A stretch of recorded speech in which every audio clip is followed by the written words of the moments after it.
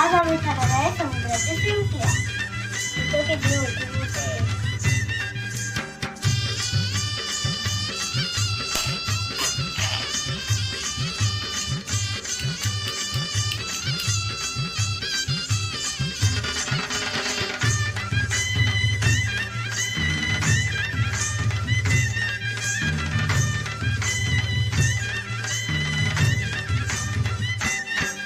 हे शिंगाला नवरा झैलै गो बोलबी नवरी झैली गो बाय शिंगाला नवरा झैलै गो बोलबी नवरी झैली गो बाय शिंगाला नवरा